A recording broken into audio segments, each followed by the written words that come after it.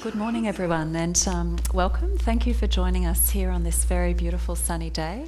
My name's Geraldine Kirihibalo, and I'm the curatorial manager here of International Art, so I'll be leading our conversation today. And as we begin, I'd like to acknowledge the Turrbal and Jagera peoples, the traditional custodians of this country.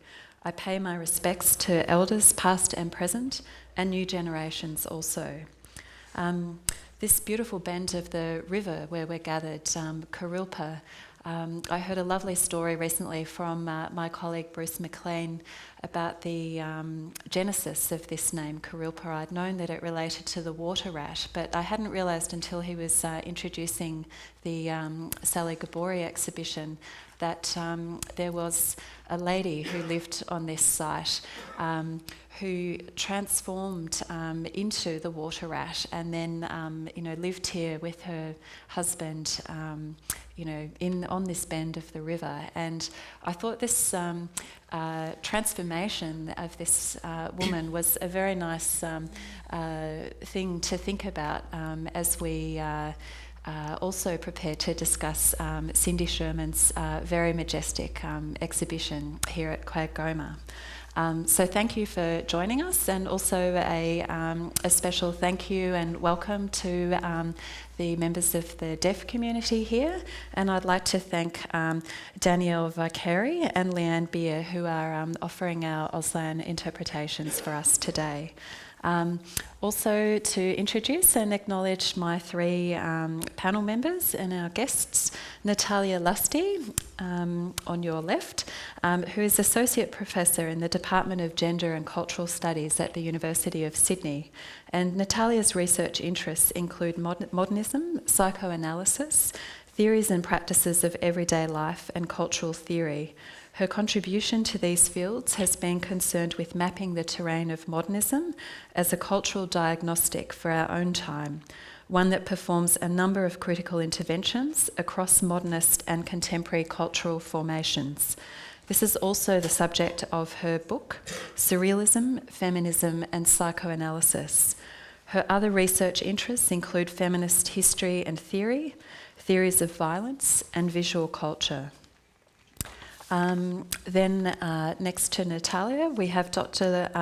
Courtney Pedersen, especially here from Brisbane, Head of Discipline for Visual Arts and Senior Lecturer in Art History and Theory at Queensland University of Technology.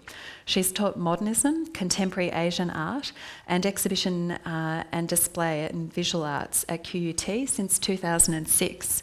Her research interests include gender, creative practice-led research and visual arts pedagogy. She completed her PhD, an exploration of feminism, genealogy and social history through public installation art in 2005. Prior to this, she was a practising artist for over 10 years, and her work has been exhibited at the National Gallery of Victoria, the Museum of Brisbane and in numerous artist-run initiatives. And thirdly, from Hobart, Dr. Llewellyn Negrin, School Coordinator, Learning and Teaching, and Coordinator and Senior Lecturer of Art and Design Theory at Tasmanian College of the Arts. She's taught at the University of Tasmania since 1989 and has published extensively in areas of theories of fashion and the role of aesthetics in contemporary culture, including her book, Appearance and Identity, Fashioning the Body in Postmodernity. So, thank you again for joining us today. And I thought I'd just start. We've been having some really great conversations already in exploring the exhibition. And I was struck, Natalya, we were talking about just how beautiful the exhibition was. And I think we've prepared to discuss the reception of Cindy's work, a lot of the theoretical discourses that have grown over the course of her practice, but we all found that it was actually very sumptuous to see these prints of such scale and the sequences of rooms here. That was very interesting to hear your reaction to that. I mean, the thing that struck me, I hadn't seen most of the work until I arrived yesterday and had a quick tour of the show. And I was saying yesterday, what was the most kind of overwhelming thing for me was just how beautiful, how compelling the images in the show are. And they reminded me that, you know, as Geraldine was just saying, even though her work elicits incredible amount of kind of theoretical kind of analysis of the works themselves, at the end of the day, they are really compelling, quite exquisite, quite overwhelming works of art. And I think, you know, Brisbane is incredibly lucky to have this show because it is quite extraordinary and it really allows you to come very close to these extraordinary works of art. It's quite, it struck me as well when I was going through the exhibition that we talk a lot about the grotesque in regards to Cindy Sherman's work, and perhaps the power of that attraction and repulsion is diminished when we don't get to see how incredibly visually pleasurable they are. And so I had the similar experience of going through and saying, I didn't expect to be as seduced by the images, and in fact that makes that kind of repulsion effect much, much more powerful. Yes, I found it very interesting, the contrast between her earlier work, particularly the untitled film stills, which were in black and white and quite small in scale, and then particularly the work from in this exhibition. It's much larger scale, high glossy colour and so on.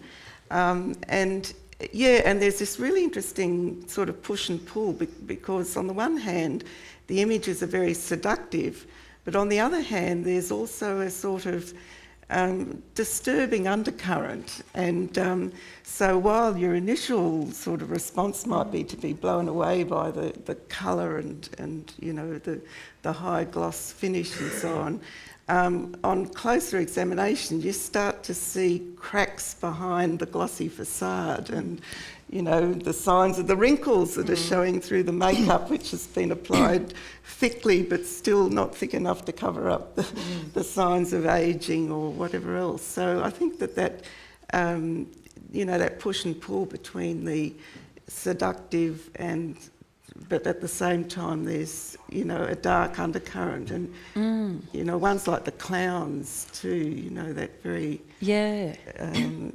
on the one hand...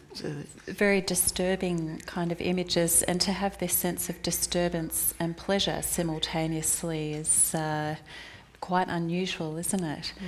And the clowns are very surprising, aren't they? And I suppose I should just recap a little bit because I know many of you may not yet have had the opportunity to see the show. It's just been, it's in its first hour of open life. And so a wonderful thing about this exhibition, the works date from the year 2000, which is the period when Cindy has returned as the subject in her photography practice. And we've got a few of the earlier images here as reference points, so some of the very well-known untitled film stills, but also works that where she's working with props and this sense of the grotesque quality of the body. But Cindy chose to really step back from using her own body for quite some period of time. So one of the curatorial kind of framing devices of this exhibition has been to say, well, let's bring together these works from the year 2000, beginning with the headshots series, moving into the clowns, and start to look in some depth at you know, these kind of motifs, generally different ways of representing women, but then the clown sits outside of this, whether or not these are female clowns or just clowns. How did you find the clowns, you know, thinking about the clowns and maybe these questions of femininity? I think the clowns are really compelling, and I think we were talking yesterday about, you know, where do the clowns fit in terms of Sherman's oeuvre? Because in one sense, all her work has been to explore, I guess, the myriad surfaces of femininity and how those surfaces are constructed through largely, you know, commodity culture or how they sort of are represented and sold to women. So what do the clowns do? I mean, they're kind of striking in the same way that much of Sherman's work is. But thinking about it over breakfast this morning, I was really struck actually by the relationship between the clown as a performer, as a makeup artist, as someone who, uses props, is the director of their own kind of show.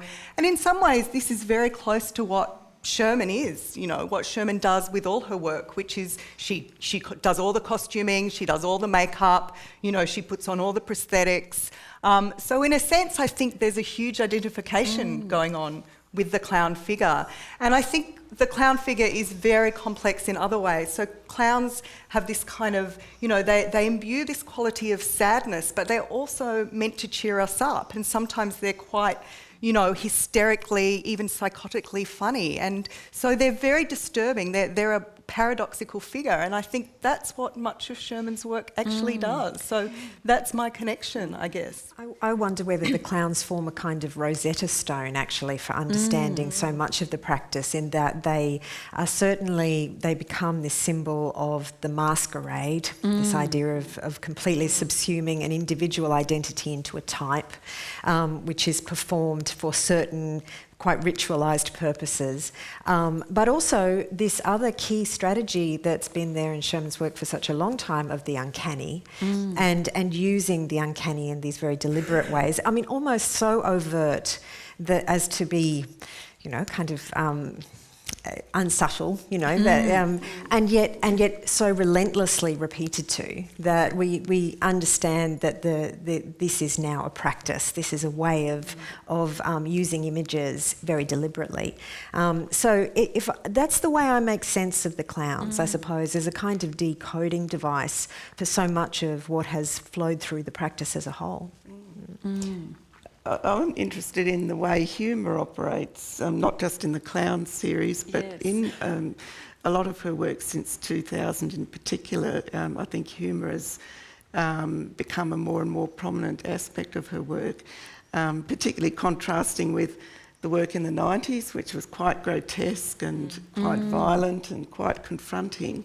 And I think that the way humour operates, it's this ambivalent thing. On the one hand, you look at a lot of Sherman's later works and you want to laugh at the women who've made themselves up, but, obviously failing at achieving the look thereafter. But it's more than just, again, it's not just ha-ha and that's it.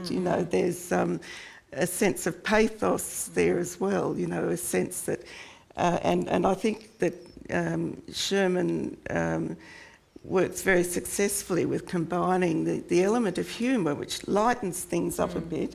So she's sort of, in these works, expressing our, deep felt anxieties about getting old, getting fat, or whatever it is, but in a way which isn't so overwhelming and threatening to us, that we can laugh at ourselves at the same time. So I think, that's and that humour and pathos has become more pronounced over time. That sort of distance that was such a fundamental part of the early practice, that sense of keeping your viewer away, and that coolth, instead has become, a greater intensification of both dark humour and its mirror of pathos. It's like the mask is literally slipping from that sort of early, gloss of the film still image. And she did, dipped with the Discuss series, which is so fascinating, as a reaction to that gloss. She really dipped really low to really show us the kind of, if femininity is understood as, through conventional kind of tropes of beauty, then that beauty necessarily rests on its other, which is ugliness or disgust. And she really wanted to show how the construction of femininity was very much split between, both disgust and beauty. But I think, as in this latest body of work, it's like, she wants to see how the kind of, projection of desires that we all have and their anxieties, I think, as you said, Llewellyn, that come up with wanting to be represented in a certain way, particularly for women, then that mask starts to slip because it's an ideal that can never be achieved. And I think that's what's really fascinating about so many of these images is, you know, you start to see the caked on makeup, you know, the possible scars from cosmetic surgery, the, you know, prosthetic enhancements, the clothes. It's all thickly layered on in this kind of, you know, attempt to conceal, you know, ageing. But at the same time, we see through it. The mask has dropped and we see that, you know, that inevitable, which is the ageing body. And there's a real movement, isn't there, as you move through the exhibition from very made-up faces to then the clown face amplifying this, and then the rawness of Cindy's own face, unmade up, but then digitally kind of stretched and warped, but somehow, again, these things of the pores or the kind of curling up edges of the makeup are so kind of brutal in a way, just what you would want to be airbrushed out as she's working, embracing digital technology. So she's kind of amplifying these uncomfortable. And there's a beautiful play with the assumed authenticity of the photographic image in these works. So when we feel like we're getting close to truth, then we're also made aware of its artifice. And I think in that regard, what stuck with me since seeing the work, you know, last night is how much this is about the tradition of portraiture across time, not just in terms of photographic portraiture, but in terms of the painting tradition. The key point of reference that kept coming to me was the court paintings of Goya. Like I was sitting there going that, we see the way that Goya kind of paints the Spanish royal family and famously not flattering them. And I think of the way that these portraits start to get close to power and prestige and money. There's this question of how much of that is a kind of artificial construction and how much of it is quite truthful critique. That is that sense of its reference to the tradition of portraiture itself and of Sherman potentially being a kind of 21st century court painter has been what stuck with me.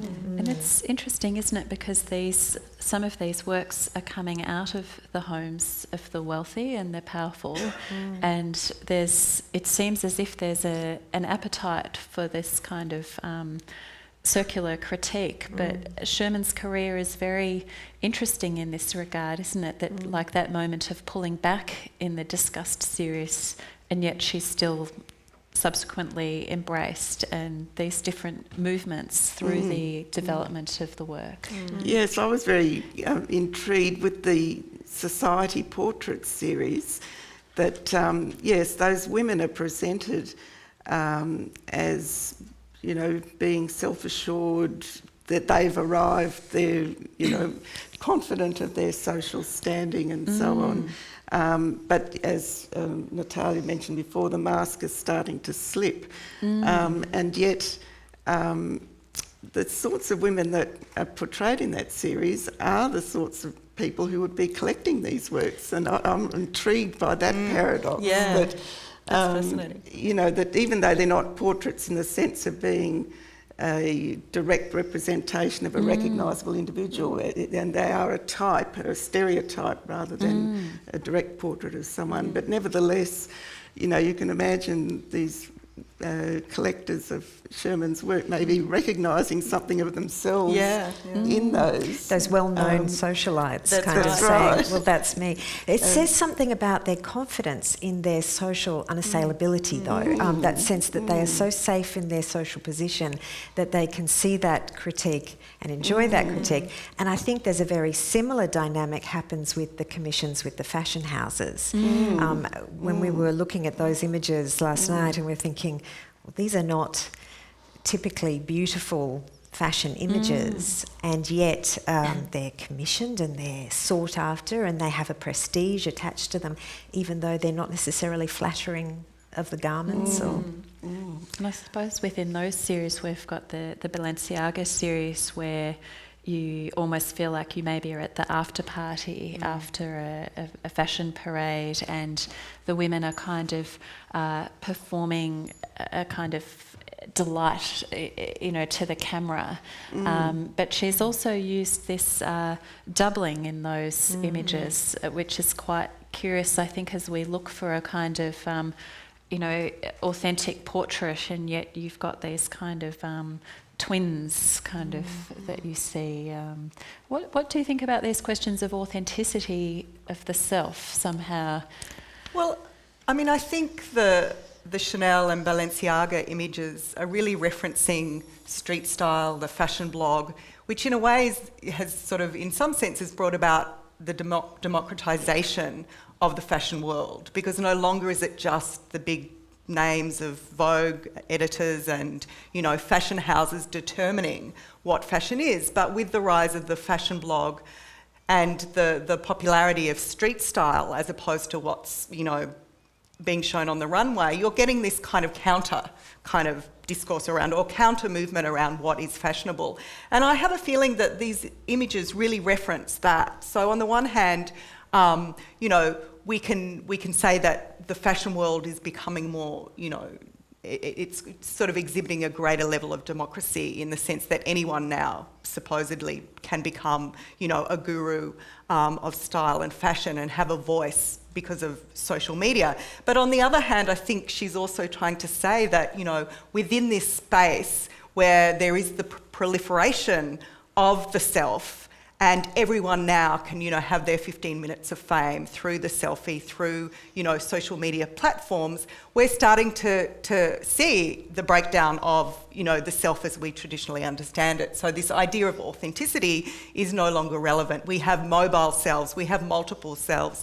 And, some people even think about the selfie, particularly as it's dispersed on social media, as a prosthetic self. It's attached to the real self, but it has a life of its own, a biography of its own. So I think that this body of work, in some ways, is really referencing that new kind of social media space in the kind of typical way that Cindy Sherman will sort of pick up on something and very subtly kind of, show both its kind of interestingly positive features of this media, but also, some of the I guess, the more sort of concerning aspects, which is, this idea of self-obsession that, of course, the selfie now, kind of plays into.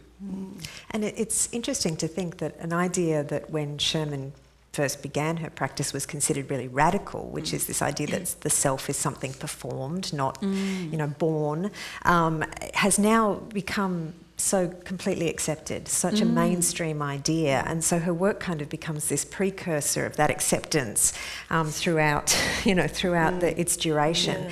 Yeah. If you'd said, I remember feeling so, people feeling so passionate about this idea of the performed self as really, really attacking the heart of humanity, and people would get themselves really, really het up about that, and to think about that passion now seems almost ludicrous. We accept this idea that the self is produced, performed, and that we have multiple manifestations of ourselves, and in such a way that now the work seems, kind of like it's been a fortune teller's ball over time.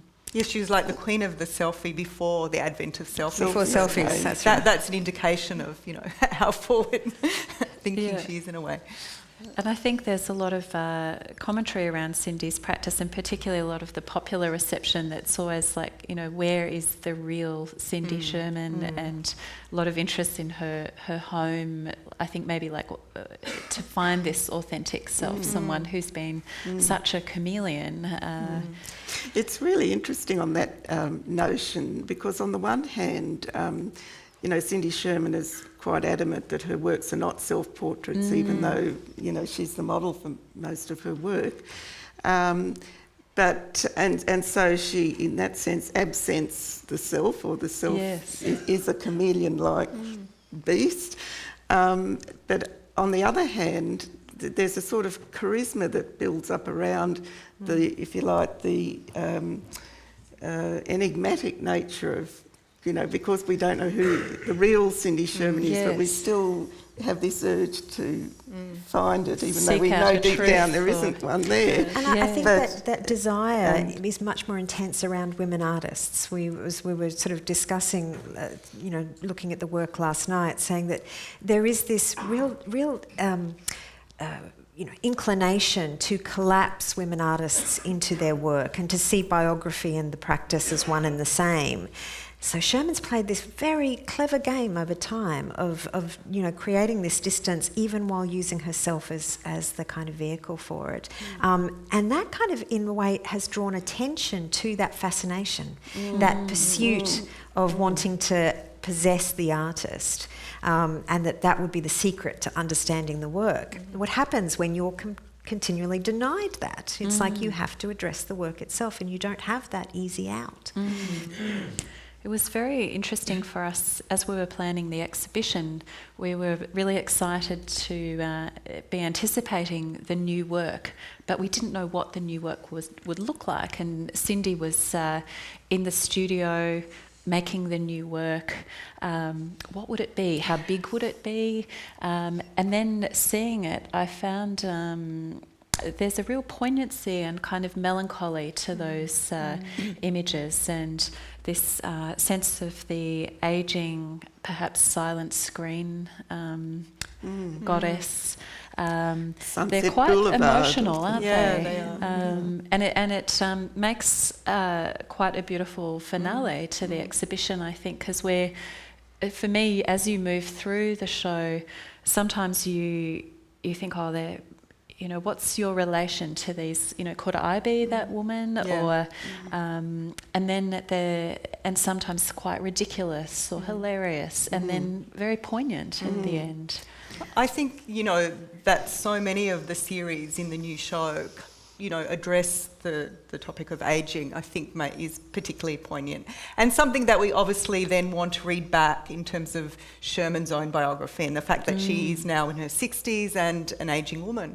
But I think you're right, there's something very complex going on in terms of the ageing portrait. So we have the headshots, which are women, women who aspire, middle-class women who aspire to still being young, to still being sort of available and desirable, but obviously, not quite being able to, kind of hold on to the elixir of youth. We've got the ageing film stars who, even though they've aged, they still have an incredible power, presence and dignity. So I think there's something very complicated here that she's saying about ageing. Because on the one hand, I guess Western society or Western culture, sells ageing to us as something that is ultimately traumatising for women. It's a traumatic experience that you need to cover up with makeup, you need plastic surgery, you need, to supplement the ageing body with all these, aesthetic qualities to make yourself still look young. And so I think that sort of suggests to women that, don't grow old, it's so traumatic. And yet, Sherman is mapping that and narrating that story about what is sold to us as women, but at the same time finding an incredible poignancy in these images at the same time. So, we might start to laugh, but at the same time we're uncomfortable about, our first initial reaction, I guess.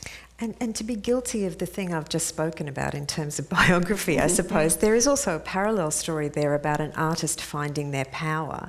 And we are seeing the rise of ageing women artists as not being seen as somehow irrelevant, but actually at the height of their powers. The kind of the aura that surrounded Louise Bourgeois in her later life that we're seeing now with Carmen Herrera and these other artists who are mature, much more mature than Sherman. But I think that there is that kind of parallel story then about an artist who is also now saying, I am fundamentally part of the canon.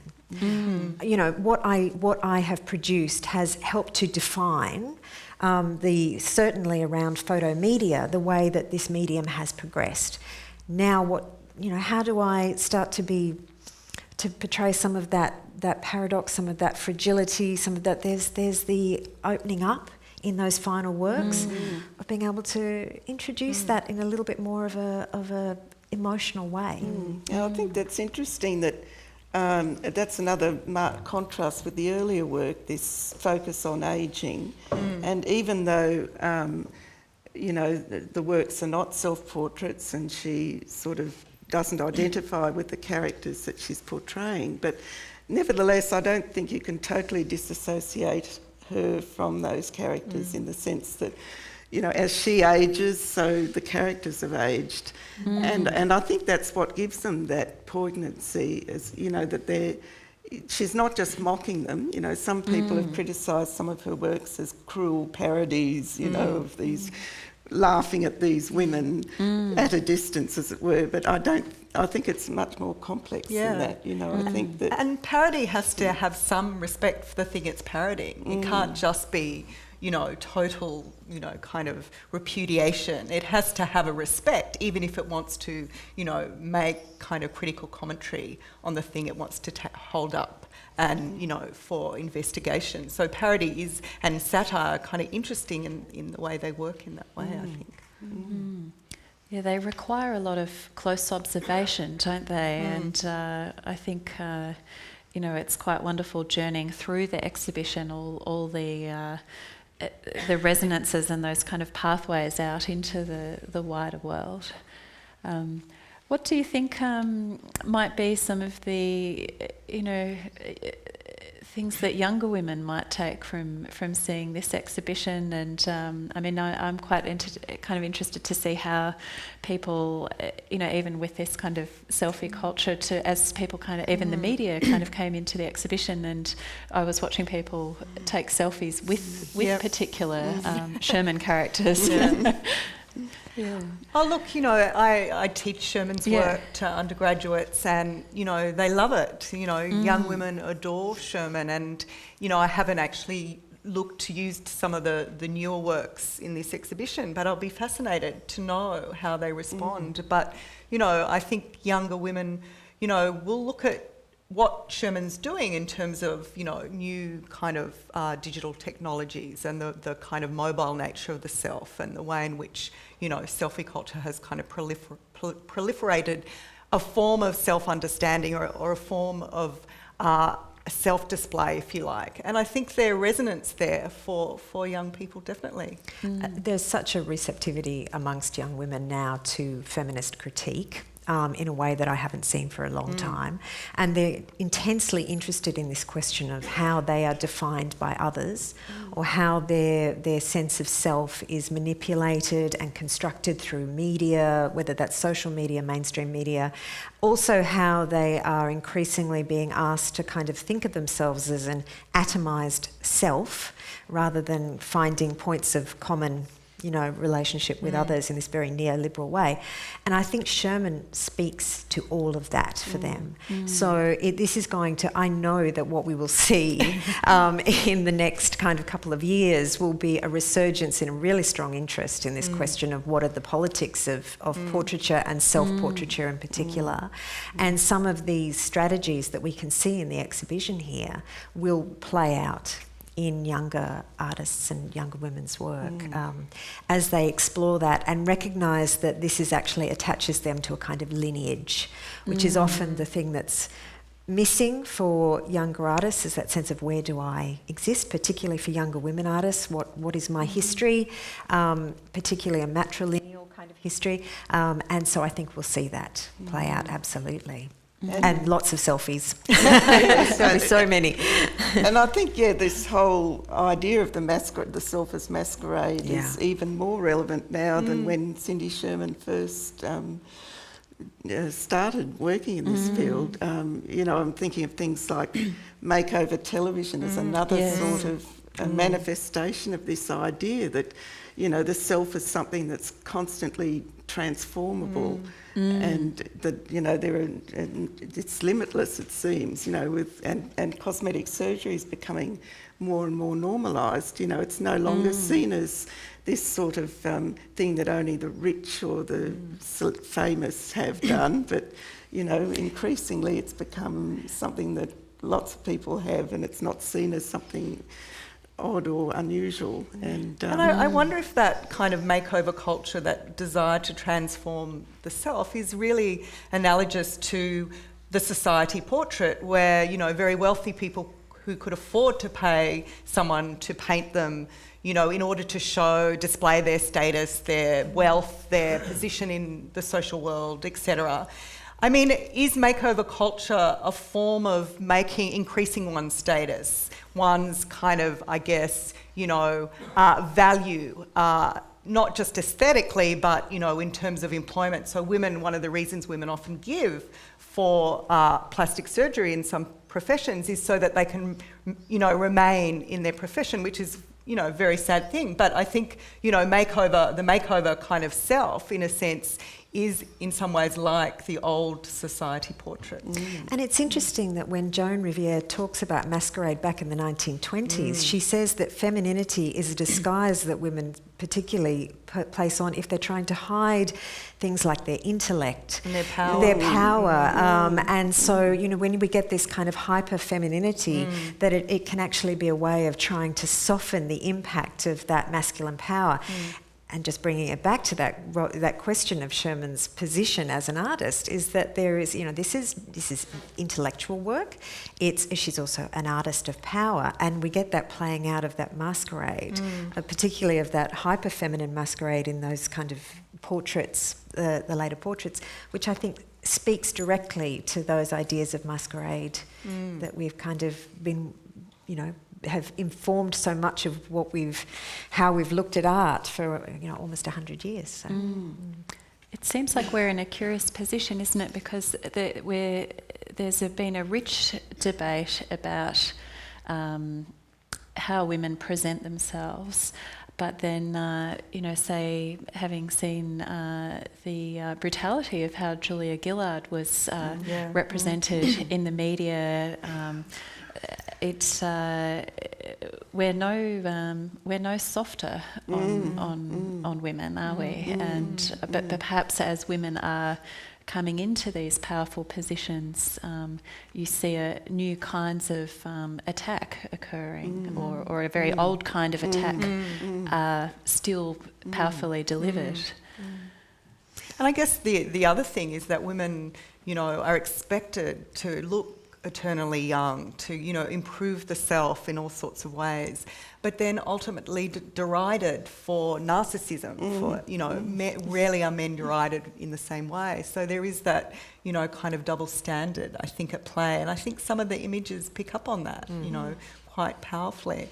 And I guess, you know, when you come face to face with a lot of these images in the exhibition, part of their power is you're sort of running through your head a series of narratives that the image evokes, and ultimately there's something ineffable about, or there's a kind of mystery about the narrative that's being suggested. And I guess that mystery speaks in many ways to the enigma of femininity, as, you know, you said, Courtney, as a mask that is put on and taken off in order to hide power, etc. So I think they're very, very striking and powerful works.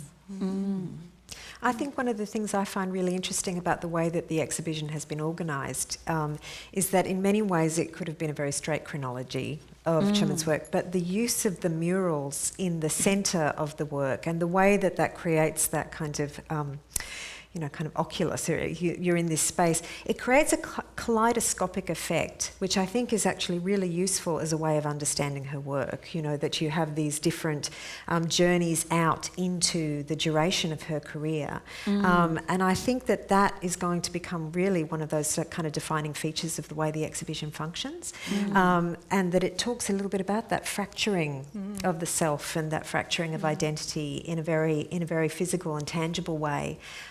Which I think we'll sort of see in terms of the way people interact with the exhibition over time. Yeah, we were really thrilled when Cindy came back with that suggestion of the kind of oval central space to the exhibition. We'd played with a number of ways of presenting the mural, and the mural has been shown in the past either on one wall or a kind of a zigzag wall, but to be able to present it as a kind of a centrepiece, and such a spectacular centrepiece. At the scale of that work, I mean, the scale of the work generally is surprising, isn't it? ground, but the scale of the mural is quite extraordinary. Kind of uncomfortable, isn't it? Well, you feel like Alice in Wonderland and you're shrunk and you've got these huge women. Larger than life. That's right. It is a little bit like the attack of the 50-foot woman or whatever, those sorts of horror stories, where there is nothing more terrifying than a large woman. In a nude suit. Exactly. And that effect is unavoidable and enjoyable, actually. We also had quite a laugh at the lady in the mural with a kind of a moon boot, because Cindy had a bit of a fashion accident before getting here, and so had a special kind of shoe that she was wearing, and she was saying she only had to pack single shoes in her suitcase, so saved a little bit of room in the luggage. Yeah. And that the mural also really draws our attention to Cindy's method of playing between the figure and the ground. She's kind of used a method of creating images based on Central Park, but also a kind of like historical sense of landscape or engraving or tuile d'aujourd'hui kind of format, which really splits the figure and ground. But then we see this in other works as well, with the use of the Icelandic landscapes behind the Chanel series. Yes, I was particularly fascinated by the Chanel series because they're based on costumes that Sherman borrowed from the Chanel collection. So she's in these sort of sumptuous vintage outfits against this desolate-looking, barren Icelandic landscape, and there's such a disjuncture between, the figure and the landscape, and it sort of got me thinking about, the tradition of fashion photography where, you have the glamorous model in the exotic setting representing this coveted lifestyle, but she's turned it on its head by transporting herself into this, rather forbidding-looking landscape. Yeah. And so, although it's very different, but it's not the sort of, image that you would be aspiring to. She's not on the beach or something. That's right. She's in a volcano. And I think that's important. I mean, we're really about to go off. That's right. She's very playful, isn't she? In the way that she brings these unexpected elements together. I think it's it's one of great delights of seeing this comprehensive presentation of a sequence of bodies of work. To see a playful artist at the top of her game at such scale and scope.